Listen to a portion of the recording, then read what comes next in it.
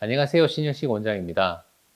앞트임 한 후 부작용이나 결과가 불만족스러울 때 앞트임 복원, 재건 수술을 하게 되는데요. 이러한 재건 수술을 한 후에도 눈매가 마음에 들지 않는 경우가 있어요.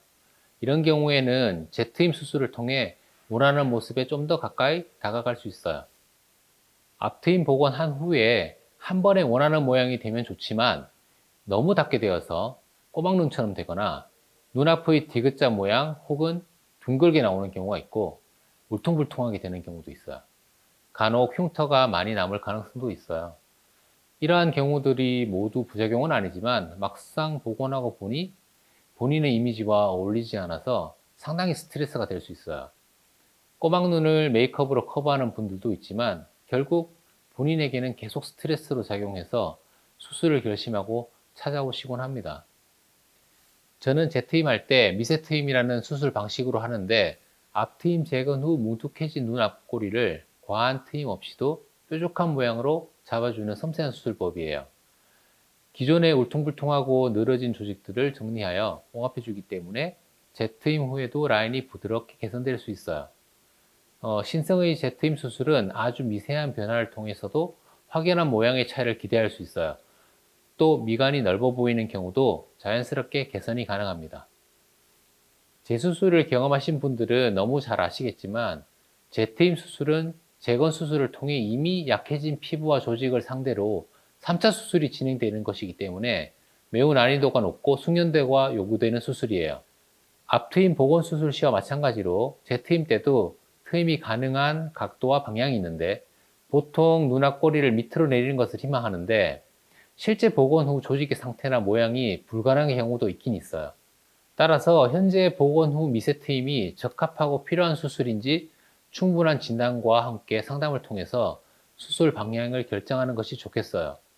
상담할 때 현재 노후량과 미세 트임을 했을 때 인상 변화 정도를 고려해서 트이는 정도를 정하고 수술 방향을 결정하게 돼요.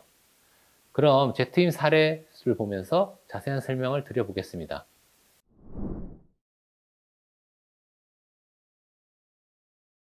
재트임 수술 케이스는 이런 경우가 있어요. 자세하게 이제 볼게요. 이 케이스는 과재건이 됐어요. 보시면은 너무 많이 막혔죠. 아까 얘기했던 꼬막눈 같은 그런 느낌이 나오죠. 그럴 때 이제 미세 트임으로 할 수도 있지만 미세 트임이 워낙이 약간 트고 모양을 바꾸는 거기 때문에 저희 병원의 시크릿 트임으로 조금 더 많이 튼 거예요. 균형감을 맞춰서 많이 튼 거고, 이분은 이제 보시면 약간의 이런 뾰족함이 조금 없는 경우죠. 그래서 이 케이스는 이렇게 조금 더 뾰족하게 만들어 주는 거예요. 그리고 이 케이스는 보시면, 자, 이게 사실 몽고 붕뜸이라고 얘기했는데 이 용어가 사실 환자분들이 얘기하는 용어였어요.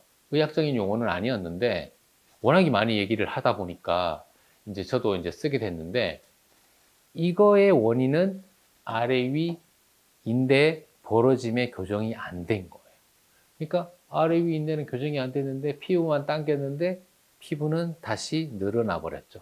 그래서 붕 뜨는 것처럼 느껴진 거예요.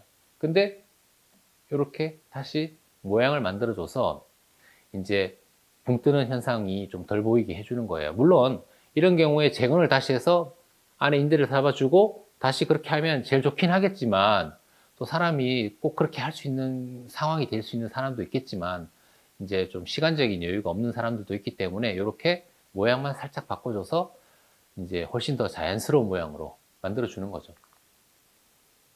그리고 이제 이 부분도 대표적인 디귿자 모양이죠. 저것도 이제 피부가 늘어나서 생긴 거예요. 재건을 했는데 피부가 늘어나면서 저렇게 모양이 디귿자 모양이 되는 거예요. 굉장히 싫어하는 케이스 중에 하나죠, 사람들이. 그렇게 되면 이제 이렇게 미세 트임으로 인해서 저렇게 모양을 자연스럽게 만들어 주는 거예요. 또 페인흉인데, 페인흉을 제가 하는 거는 이제 이쪽에 페인흉이 살짝 보이게 되니까 저 부분을 미세 트임을 하면서 안쪽으로 말아서 펴주는 겁니다. 그렇게 해서 이제 페인흉이 덜 보이게 해주는 거예요. 그리고 흰흉. 저기에 끝에 이제 흰흉이 보이시죠? 흰흉은 트면서 트는 만큼 잘려 나가는 부분도 있고, 그리고 이제 틀 때 안에를 조금 정리를 해줌으로 인해서 같이 복원이 재생이 되면서 같이 이제 흰흉들도 약간 호전이 되게끔 유도하는 수술이에요.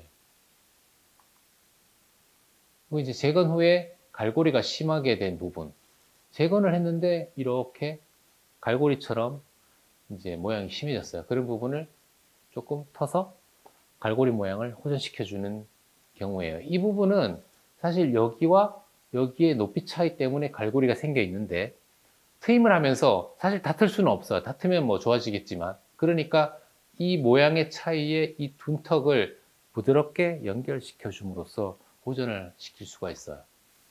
보셨던 대로 Z임은 재건 수술이 있는 그 흉 위에서 수술이 이루어지는 것이기 때문에 좀 더 면밀하고 정확한 수술이 필요해요.